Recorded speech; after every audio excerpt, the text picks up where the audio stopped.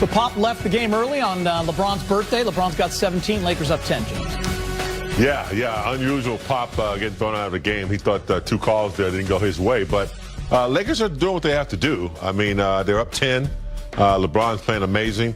32 points in the paint for San Antonio. A lot of layups in that first half. They're going to have to really see if they can do a better job for keeping them out of the paint.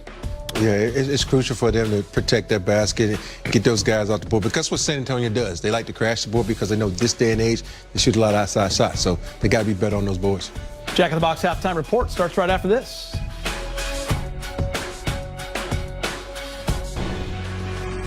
Hello again.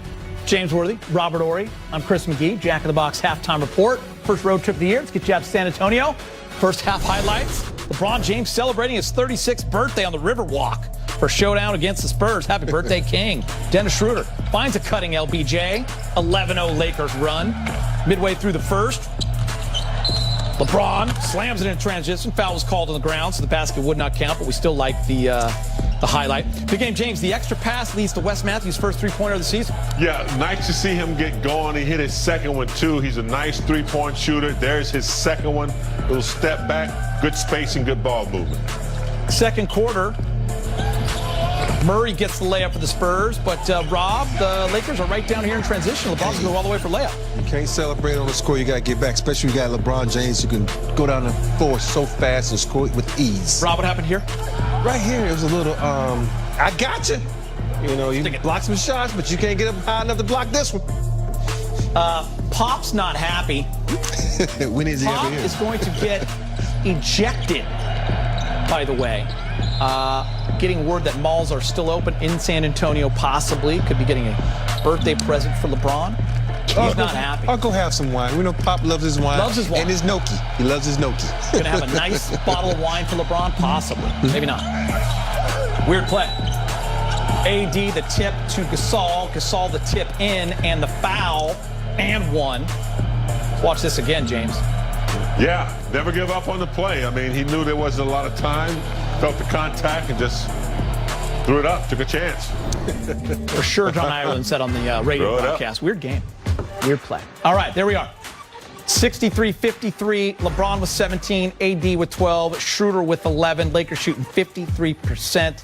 And he had such a great preseason. He was great on Sunday night versus the T-Wolves. It might have been one of his best all-around games, in my opinion. On Tuesday, he kind of had that first poor shooting night, 2 for 8. But, Rob, don't you see him maturing where he can still impact the game? He's learning to impact the game, even if he has a bad shooting night? I think so. It proved it the other night when he was diming everybody up. You know, the old Kuz has been trying to get that shot up somehow, some way. But now he's trying to, be a better basketball player. He's trying to make people around him better because he knows if he's able to dime guys up, that's going to open up opportunities for him to score even more. So with him having that ability to see guys now, it's going to make him an excellent basketball player. And his consistency on the three-point ball is a lot better than it was last season. So I'm happy to see him healthy and learn the game at a great clip. Yeah, I don't want to put bounce-back game just on Kuz because I think the entire Laker team needs a bounce-back game after the way, they lost to Portland. But what do you want to see from him tonight? Big game. Well, Kuz is the type of player where I agree with Rob. I like his improvement. He's patient, and I like where he is right now. But the thing about Kuz, he's shown that he has tremendous talent. Now, he's not going to be allowed to stay in this mode. He can show good glimpses of games like he did the game before the last game they lost. Great game. AD was out. He comes in fire.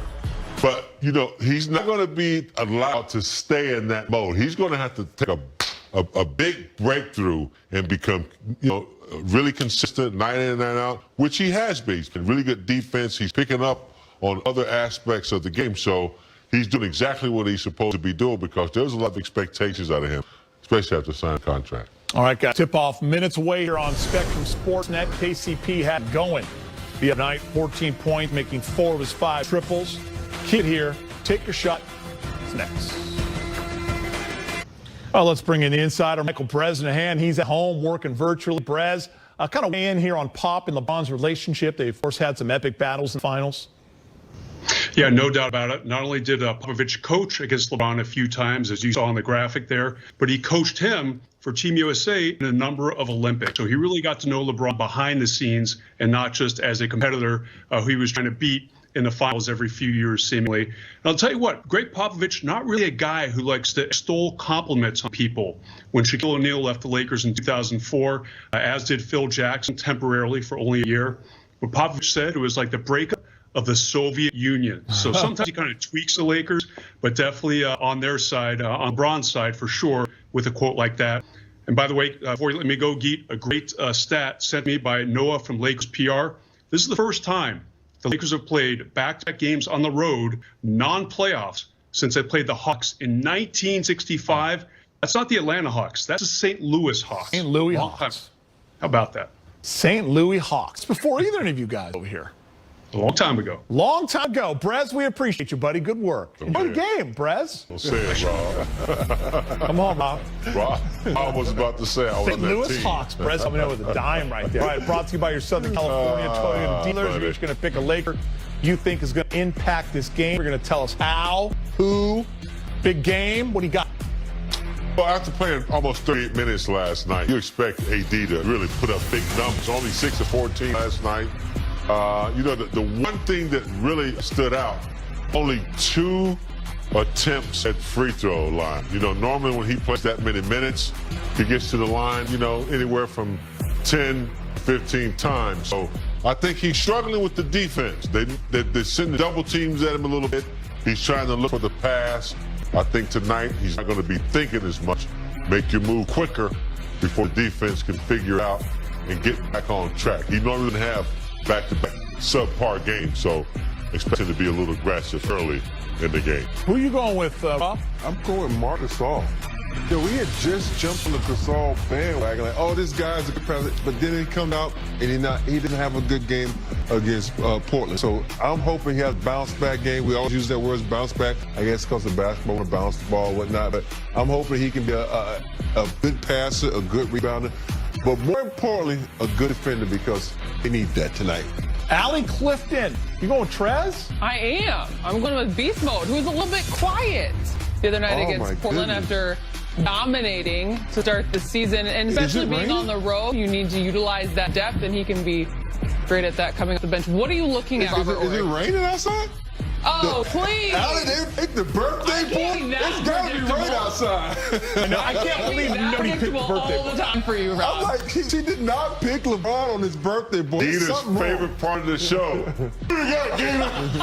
Thank you for asking, James. Obviously, LeBron's the obvious pick, but I'm not going to do it. I thought you were. I'm not going to do it. I'm going a little different. I'm going Contavious Caldwell-Pope. There's a sleeper. Playing good. KCP going to fly on the radar. I think tonight, big game, is the night he goes for 4 threes. Good pick. I think he has 4 threes. I think he has about 18, 19 points. Good pick. And I think he's going to have a good game. I really do. Wow. I can't believe am none of you guys disappointed. picked LeBron. I was about to say the same thing. None of y'all picked LBJ on his birthday. I guess we gave it We love. gave the whole show. Pretty much. We give him enough love, right? You remember Shaq 61? You were on that team. Yeah. You know what's funny about that 61? We didn't care if we won or lost that game. We just wanted to give him as many points as possible.